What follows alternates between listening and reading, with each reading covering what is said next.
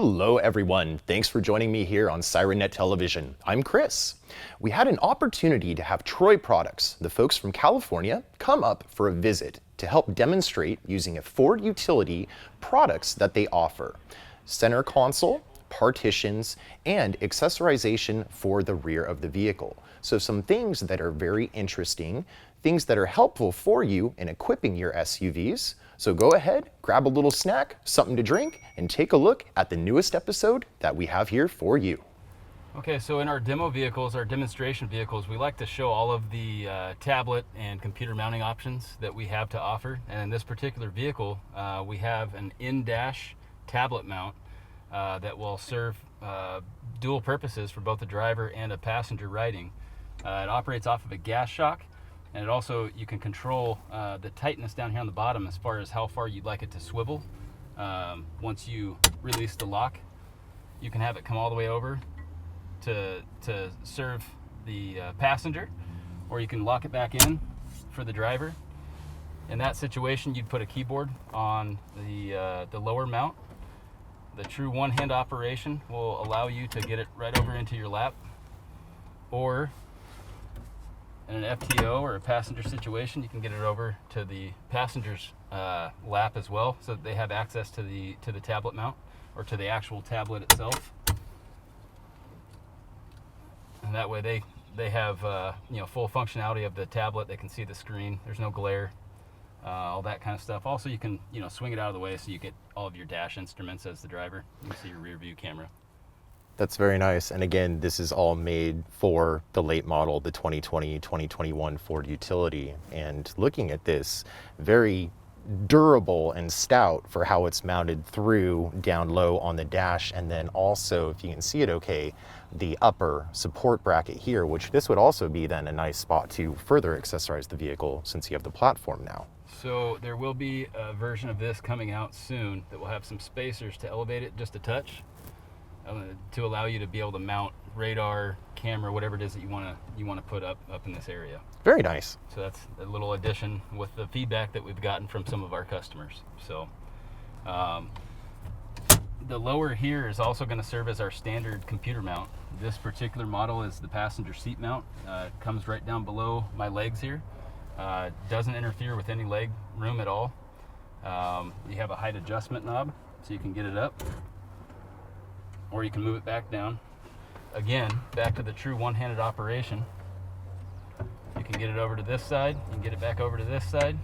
Well, and what I'm liking here is it's very user-friendly, not only from the driver, but also from the passenger side. Correct. We're seeing more and more two-person cars in certain areas. So we want to make everything up front as user-friendly as possible from one side to the other of the vehicle. Also, a lot of times what we're seeing is procedures for writing their tickets or typing up their tickets at this point is going to be standing outside the passenger door, where they have the ability to keep their eyes on the vehicle that's been pulled over, as well as keeping their eyes behind them for anybody coming, erratic driving or anything like that, pulling up behind them or smashing into them. So, got it. So hence why this is also adjustable and has so much range of motion. Correct. And we like it to be one-hand operation, again, because we know that these guys in high stress situations, or when they're trying to get point A to point B very quickly, if they need to throw it out of the way, if they need to pull something up, it's right there, and it's very, very simple. They can keep one hand on the wheel at least. Nice. And then center console. So the center console, this is one of our, I think, 7 options that we have for vehicle specific for the PI utility 2020 and newer. This particular model is going to allow you to get a one-piece radio in up top. This should fit the APX. The deepest one, I believe, is the 8500. Sounds right. The harness on the back. It will fit in the uppermost section of this console. We do have some low-profile consoles that will also accept the one-piece radios as well. This particular console has a nice slope for the driver and or the passenger to be able to see any components that are in there, siren controller, radio, and otherwise. We also have our nice deep cup holders that hold both the Arctic and the Yeti 30-ounce tumblers. They're a little bit deeper, so it accepts that the full neck down portion of those mugs. Awesome. We also have the sunglass tray back here, kind of acts as a junk collector.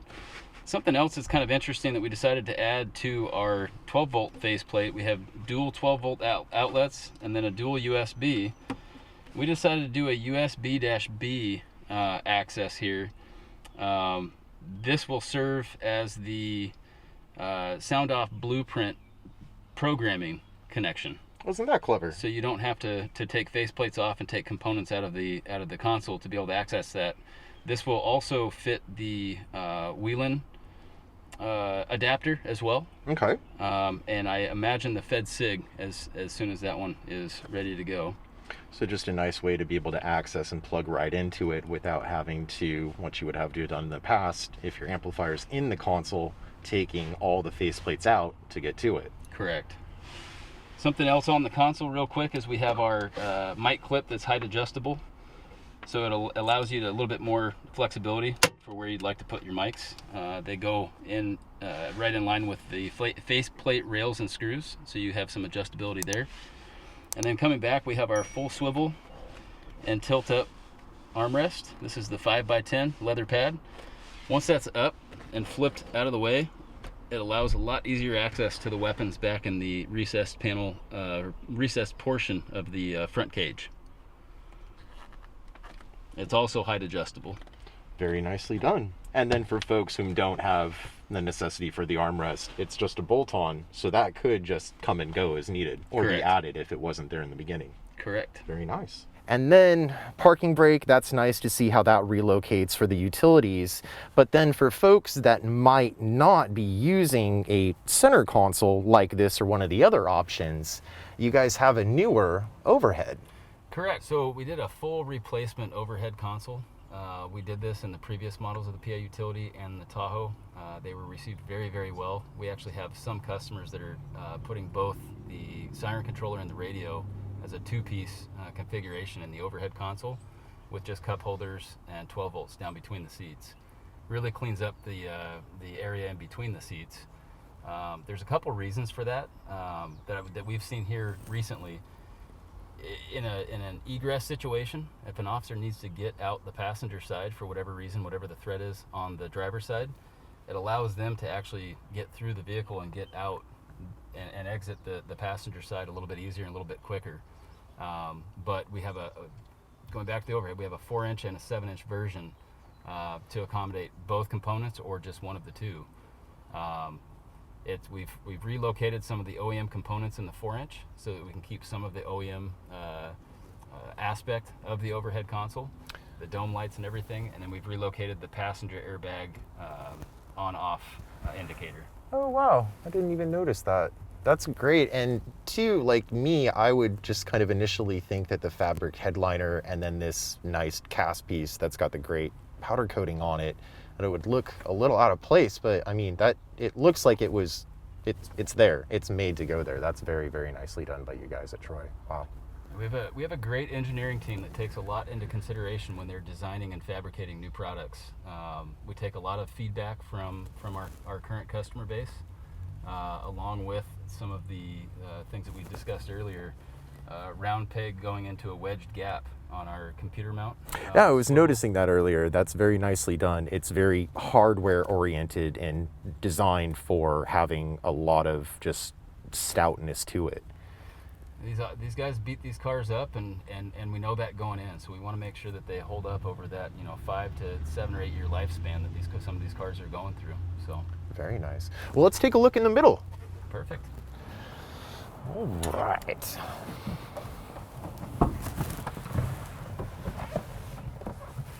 So as you can see back here, plenty of room, plenty of space. The idea is to get have enough space to get their feet in, whoever's going to be back here, so you have the big foot pockets. Noticing that. Once you have the feet in, it's a lot easier to control the rest of the body to get the rest of the body in. So it allows these guys to get some combative suspects in the vehicle a little bit easier. You've got plenty of leg room, plenty of knee room. This is what we call our big boy cage mount. So it actually, you can see the lean. It's got a little bit more lean to it, so you can get some more seat recline out of the front seats. Oh, It also okay. allows full seat travel, full seat slide travel front to back. Coming back, we have our rigid upper poly panels. We have the rest of our mounting kit that comes all the way down to the floor and buttons it up against the B pillar back here to leave no areas for stashing anything. Right, and then everything incorporated for the hooking of the seat belts. So we got these out here, down Correct. here. The officer safe belt system, that way there's no reaching across. Gotcha. We've got, this is what we call our square hole punch, or SL6 window screen crawl through prevention. We have an SL1, which is just a vertical bar. Okay. We have an O2, which is all poly. And we have an SL12 now that actually just gets you a smaller kind of an access door down at the bottom for communication with whoever's back here, and then you can shut it back off, and then it's all poly. Okay. So again, really from the aspect of just options and what you want this to be finished with, good variety. That way it's just that much specific for the vehicle. Correct. And then it looks like down here, this has the cutout that some of these Ford utilities have, which is going to be the wiring chase. So that's an option as well. Correct.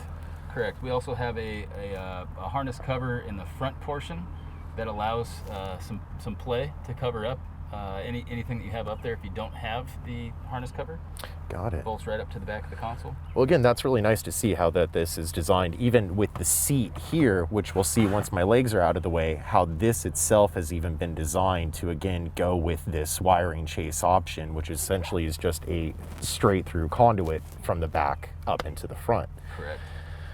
Well, you were telling me about some really great things that's going on behind us, so why don't we go ahead, take a look at that great new option.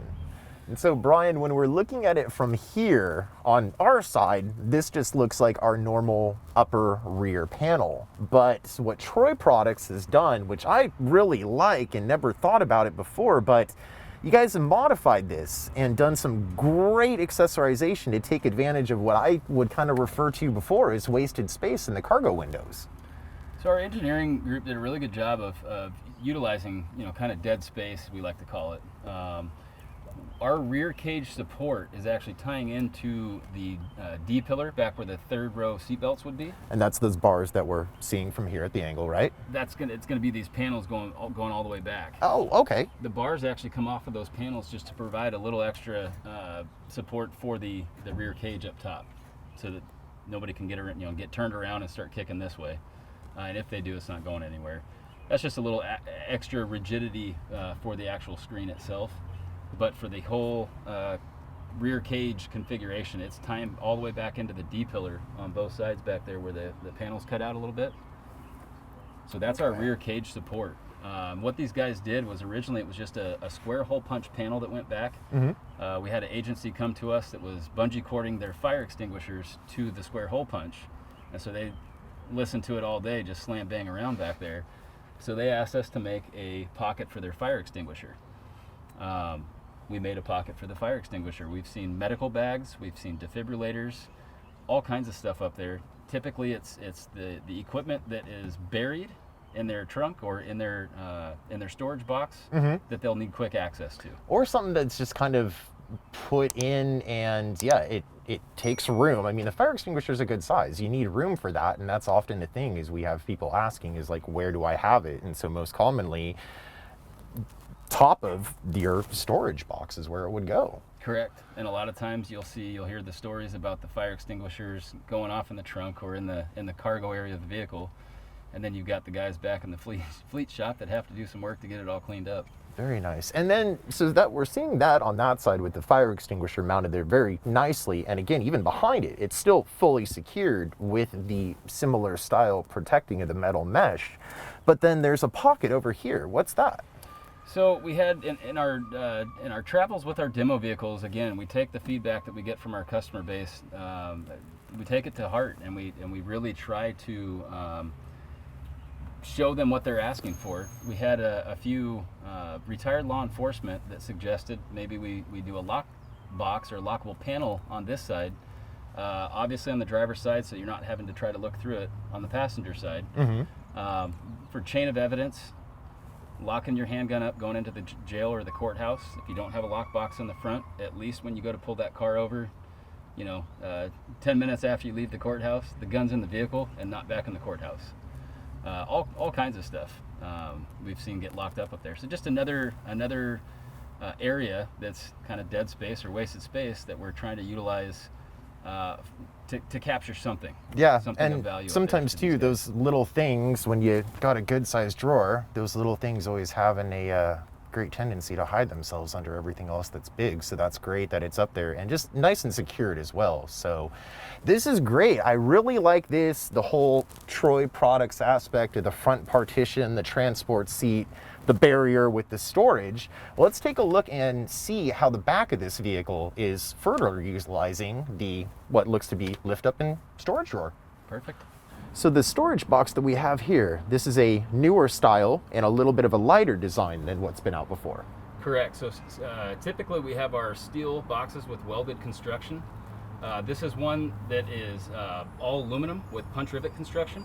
So it's going to keep it lighter in the back of the vehicle, as well as the MSRP is going to be a little bit lower than our standard construction boxes. It also has the divider options inside. Very nice.